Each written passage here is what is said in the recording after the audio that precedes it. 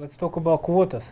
So we've seen quotas before. We've seen quotas when we discussed the entry summary, the CBP form 7501. The CBP form 7501, as far as quotas are concerned, this is the entry summary. We saw in the instruction sheet, we usually place the quota over here. And the way we will know quota is by assigning certain quota category. So as far as instructions are concerned,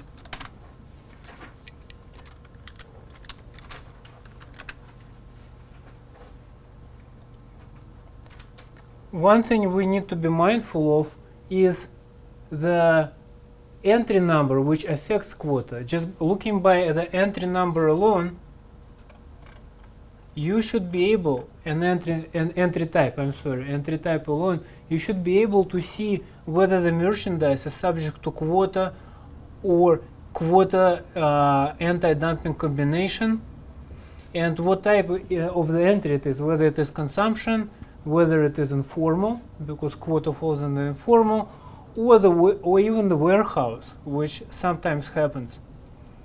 Further, we saw quotas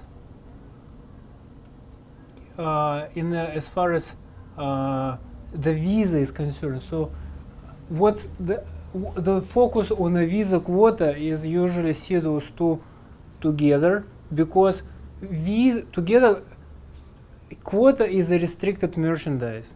So to get the quota into the country, normally think of it if you are traveling into the country that requires visa. You are restricted. You cannot travel without visa. So think of yourself as like a person subject to quotas, right? There is quota limitations. And in fact, in the United States government, there are quota allocations for visas. So, so H-1B visas, Congress every year sets the ceiling for the H-1B visas, for example. And this is quota, right? And then visa is established. And one thing we saw already is that the visa number, and we saw customs examiners ask this question before, by knowing how the visa number is structured, we can tell the country of origin for the particular type of merchandise. Textiles in particular, they have those parentheses after the HTS US statistical reporting number description, the article description. They have those little numbers. And what those little numbers mean, 334, 347, 338, 345, is called the quota category. Basic premise that when we look at 7501 entry summary, there are pretty much two places that are concerned with quotas.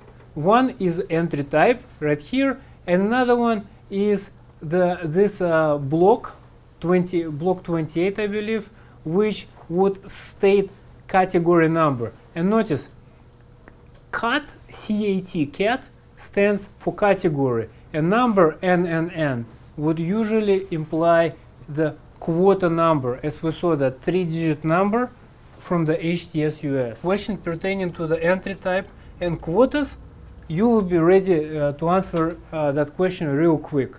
So this is easy.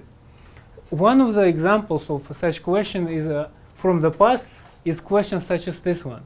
What is the appropriate entry type code for quota merchandise with anti-dumping duties withdrawn from a warehouse? So what are the buzzwords in this question? Well, number one is you must know that you have general category level. And general category level is either consumption, informal, warehouse, or not stated here like government. So, or the transportation, transportation. So it's either, most likely on the customs exam it will be either warehouse or consumption. Warehouse type 3, consumption type O, type 0. So here the first buzzword that you need to be concerned is the warehouse. And so the warehouse immediately alerts you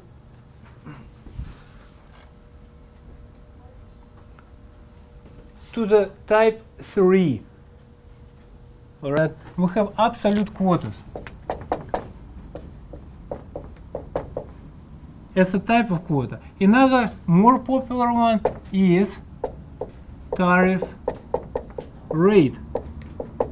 I believe we first came across the absolute or tariff rate quota in the context of immediate delivery, special permit for immediate delivery, where there were, if you have a, remember when we discussed the conditions for which the merchandise can be granted the permit, you have to qualify for the special permit immediate delivery. So some of the conditions we saw, let's say this is unassembled or large unassembled merchandise, like let's say offshore oil rig that comes into the ports by parts, and then it will be assembled to the final port of destination. We saw that government entries can qualify. We saw that perishables can qualify for the special permit for immediate delivery. And we also saw that quota merchandise, quota such as absolute and tariff rate, so both absolute and tariff rate, quota merchandise can also qualify for the special permit for immediate delivery. Administration of quotas. So the function of quota, where it comes from and whether you are eligible, the merchandise is eligible for it, can vary. Those are the factors, right? So you have type of quota, and we talked about absolute tariff rate. We talked about the periods, because the period can be calendar year from January through December. And this is if during that period quota runs out. For example, those the weights, let's say those 67,000 tons of sugar reached in June, it closes down. So you have to wait until the next year for it to reopen again.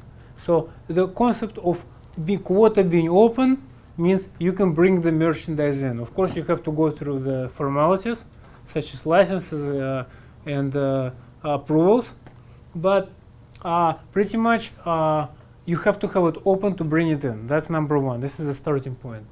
So tariff rate quota, we saw you pay the higher duty rate, and this is a table of what to do.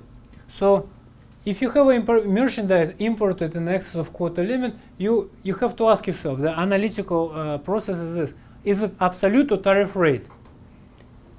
And depending on the answer, you have one which is the same thing, two which is the same thing.